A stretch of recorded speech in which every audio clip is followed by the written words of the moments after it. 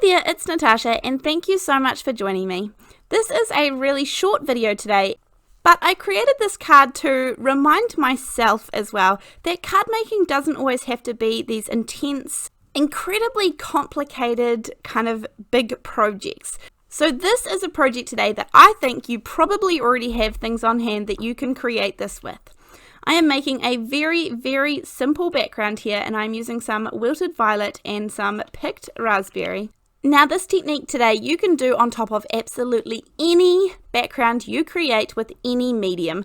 I am just choosing to show you a really simple technique, and I know that I can get a really quick blend using a couple of colors in the Distress Oxide range. However, use literally whatever you have on hand or whatever you love to create with. In saying that this is a very simple card, there are also lots and lots of ways that you could jazz this card up as well, but I'm just showing you a very basic version. Now I have some foliage dies here, a couple of them, and I have cut these out a few times out of some white cardstock. Then I have some oval frames here. You could do this out of square frames, circle frames, any frames that you have, or you could even cut out your own using a paper trimmer or a pair of scissors. I mean, you can use anything. I'm using some oval dies here to create a really thin frame up the top. I just stick a couple of pieces of low tack tape on the back of them, and then that way they stay together to create a nice frame. Then I have a smaller oval die which I'm just going to pop in the center there, and I will get a bonus frame out of this which I will pop aside in my scraps pile and no doubt use for another card, but I just need that inside smaller oval for this one, and then that small thin frame there as well. Now I have shown kind of similar techniques to this in the past, but honestly this was just a really good reminder for me that I can keep things simple and it still can look absolutely beautiful. So again, I'm putting a little bit of that low tack tape, that's the mint tape from scrapbook.com.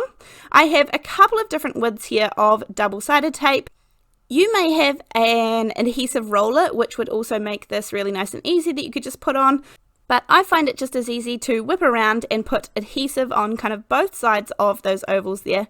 You'll notice that I actually did put the inside oval off to one side, and that's so I had a bigger gap in between the frames.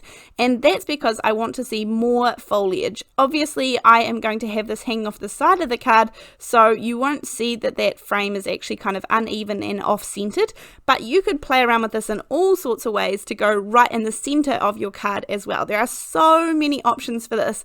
I do have another video where I created a DIY intricate frame that was a little bit different to this one, but I will try and remember to put a link to that down in the description box below so you can check that one out as well. This is just kind of a different version and a different way of presenting it.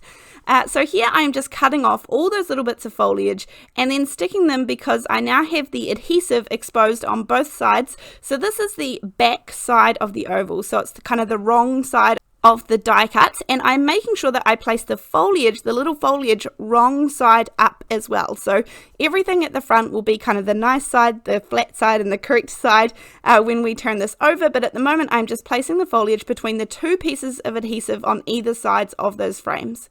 I turn it over to check that everything is kind of in place and there's no big gaps. If there's some gaps, then just fill them in with a little bit more. I did try and stretch some of the foliage so it goes from one side to the other so it's nice and stable. And then I'm going to cut down my little piece of ink blended cardstock here. This is actually the Tim Holtz watercolor cardstock, and that is the one that I prefer to blend on if I'm trying to go for a really nice blend.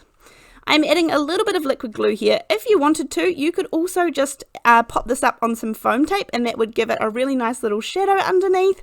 As I said, there are so many different options for this, so it's a really fun technique and I hope that you give it a go.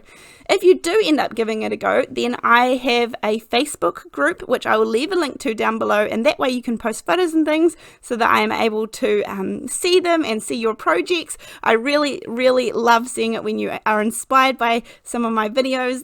That is just a really nice feeling to know that I inspired someone to kind of get in there and get in their happy place and create something. So as you would have seen, I have put this oval off to the side, and then I have cut off the excess pieces with a nice long bladed pair of scissors. Then I have this Botanical borders with sentiments, and this is just a stamp set, but any stamp set will work here.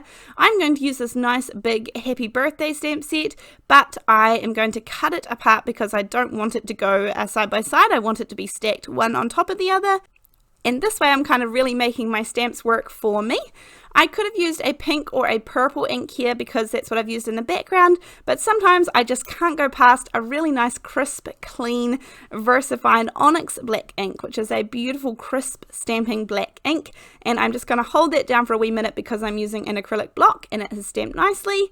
Then, as I said, there are so many ways that you could finish off this card and jazz it up. You could use some gems, you could add some more stenciling over top of the background. There are so many ways, but as I said, I want to keep this really simple and kind of straightforward, and this is kind of like a base layer for your inspiration.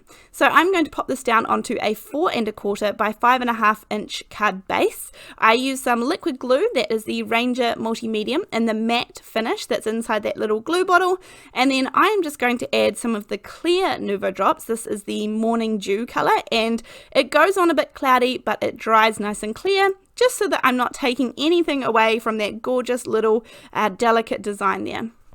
Now, I did have this excess little strip here, and even though I put those wet Nouveau drops on the front, I thought I would risk it and just put that little slice of color up the inside there, just to finish off the inside. And then that is a really basic ink blended delicate DIY frame card for you. I hope you enjoyed this video. Thank you so much for watching. I really do appreciate all of the amazing support that I get, and I really look forward to seeing you in the next video. Thanks, bye!